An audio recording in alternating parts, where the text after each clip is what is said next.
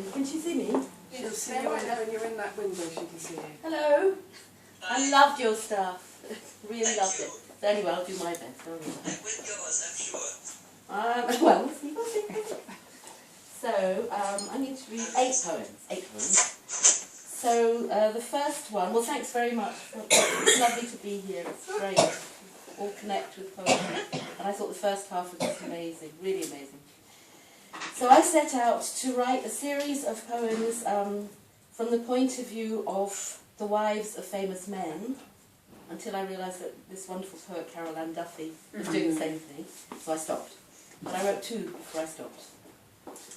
So this one is the wife of one of the most famous male patriarchs, archetypes you could possibly imagine. So this is called Mrs. God. So this is Mrs. God speaking. It's a rough deal, I tell you. Ours is a noisy household. Prayers rattling the walls from noon till night. Lord, give us this. Lord, give us that. Lord, let us win the war. No, Lord, they won last time. It's our turn. I mean, you can't please everyone. I'm sorry for him, really, but the power's gone to his head. I mean, he thinks he made the world in 7 days. 7 days. I was in labour for 10 million years. Chips of rock split my belly and came out molten. Lava exploded from my body, turned the universe orange. I was the volcano. I do consist of layers and layers. They knew it once. Statues to me all over the place. Soil full of swollen-bellied homage. They were on the right track. He was the house husband. Now I have to clear up after him. It's a mess, I tell you. House stuffed with dogma and ideas. I don't mind the dust. It's all those beliefs that get me. I'll have to have a word with him when he has a minute about who really wears the trousers. Mrs. God. And then, do you want a pause in between? No, whatever you feel like, I don't mind. But no booing. Applause or nothing. Have you booed just for fun? No, smash a glass.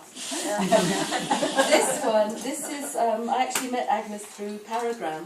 I don't know if people know it. It's this very nice group. Yeah. And they publish annually an anthology. And they had a competition called Slants of Light. And I won it. So it's really nice to win something. And this was another Mrs. poem. This is Mrs. Pan. So it was based on, in the legend, Pan was supposed to be, in this legend, supposed to be really ugly. He was like half man, half beast. And Who's that George? who's that George? And he fell in love with Syrinx, who was this beautiful nymph, goddess of the forest. She didn't like him at all. But in my version, something different happens, because I like the happy ending in this one. So it's from the point of view of Mrs. Pan, who is Syrinx. Trust me, always did attract weirdos. This one beats a lot. Look at him. His curled yellow fingernails, his jutting horns, his cloven hooves. A goat in rut. He says he's in love. He screams my name to the treetops. Syrinx! Syrinx! Buzz off, I tell him. I am queen of the woodland. I like things delicate, like leaves, sylvan. Buzz off! He won't listen. His howl becomes a roar. The lout thinks he can get me with his hairy power. The fool. I lure him down to the river. From the ripples I summon my silver girls, blind nymphs with drops of water for eyes, white eels for arms. They coil around him with a slither of their spells. Now behold, the ugly brute's a willow reed, one of many. How we laughed at him until the moon rose, how we danced under the shimmer of stars. Then we heard it, faint at first, not his usual coarse cry. His voice muted by pain, siphoned into a single sound. A flute, at one with the whole whirl of worlds, and he and me, and my disgust, and all his rampant greed, made beautiful by his grief. I fell in love with him then. I turned him back into his horny self. When people ask what I see in him, I smile. waiting for the hollow of twilight, when he plays me like a reed, when beast becomes all beauty, and dark turns inside out, and night is light. That's a happy ending. You liked it? Oh, I love it. Oh, good! This is great, I loved it. And this one from the same collection, I went to a party in Paris, and there was a French woman talking in English. There was a lot of English people, and she wanted to introduce everybody according to their marital status for some unknown reason. So this is somebody's partner, this is somebody's husband, and then she said, and this is Vivienne. She is a spinster. So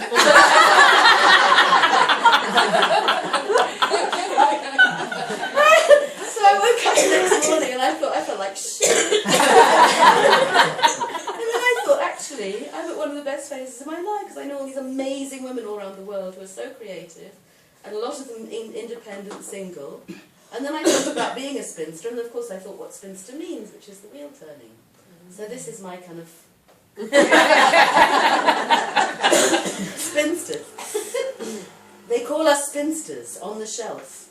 They see us stiff as old bookends, faded as the dull end of the day. They do not know how we shift with the light, how we rise with the moon, plait stars in our hair. We are the weird sisters. We spin tails and twirl spindles, rotate the wheel so fast it hums, the way the morning hums, the way the planets hum. They do not know we turn barefoot, in time to the invisible dancers who twist and wheel. Look how our threads tangle and untangle. Look how we laugh. We spin sisterhood. We spin poetry and mystery. We spin the silence to listen to the whispering of souls. We spin around the open fire that flickers on the foliage, that lights a track. We take it, hand in hand. We stand apart and are part of. Spinning alone, spinning together, this bright tapestry inlaid with jewels. See how it gleams. This then, our magic carpet. This, our craft. Wow.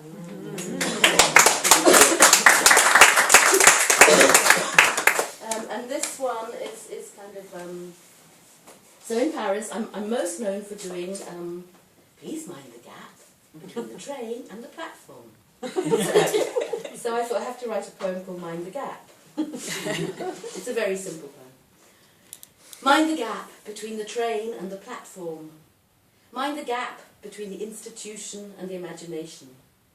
Mind the gap between the bank and your balance. Mind the gap between fantasy and love.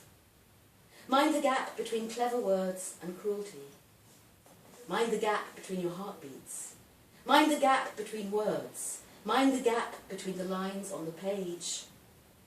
Mind the gap between who you are and who you thought you could be. Mind the gap between who you are and who you were once. Mind the gap between the clinging to the old and the dread of the new. Mind the gap between the train and the platform. And if you don't, fall in. This is a place of fear and flight and dying. In the dark, whispers and unknown hands.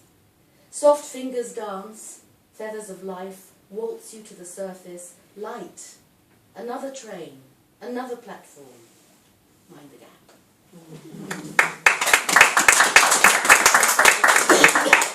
This is just kind of like, it's a silly one, but there's room for silliness. So, when I separate from my partner, it's all very... He ran off with a 26-year-old belly dancer called Aziza. So,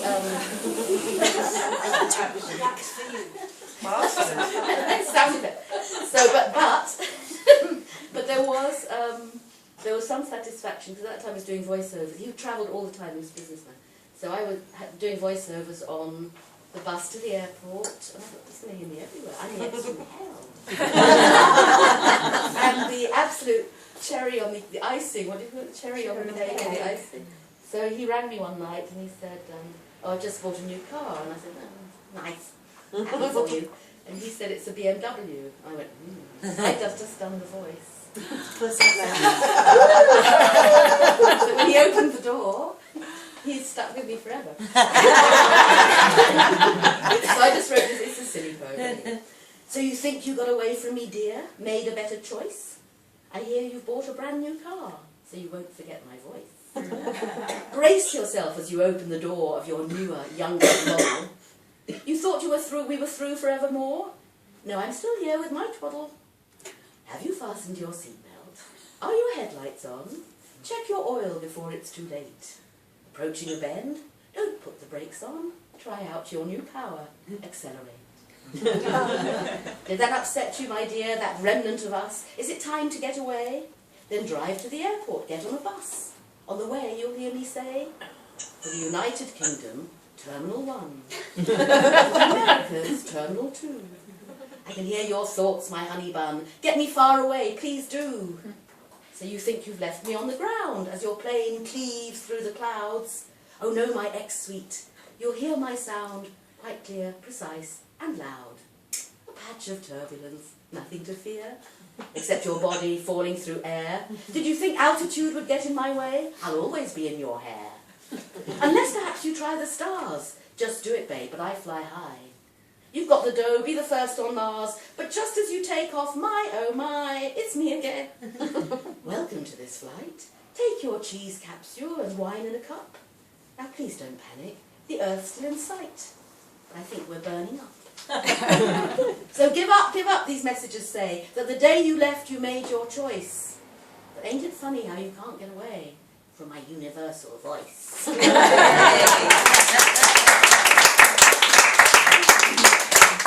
this one, I was going to read another one, but I was talking to Sonia earlier, my friend here, and we both talked about walking into Notre Dame Cathedral and having completely very emotional reactions, very different emotional reactions. And mine was like, it's a beautiful, exquisite place, but I got this incredible feeling of feminine suffering in that place. And I found out later, actually, that in one part of the cathedral, that's where they did actually try and burn witches. So I must have tapped into something. And you have to write a poem to tell us what you tapped into. So this is, I'm going to read it because this came up. So it's about Notre Dame Cathedral in Paris. Our Lady, you are wounded. You hide blood in a rose. Men have cut into bits of carved crystal, that most private part of you. Stuck it up on show, speared it with daylight. Where the cathedral gapes up at the sun, where the crowd gawps up at your most private crack, hauled from your cavern, at night, still it seeps blood, upwards to the womb, upwards to the heart. It once sat, nudged against the hollow of a rock. It once squatted near feet flat and loving of the land, where blood flowed at the time of the moon. There later corn and roses grew. They honoured you, Our Lady, our woman of the rocks, our maiden of the sea, our old crone of the sand. Then fearful of the innocence of your young hips, moving in and out of tides,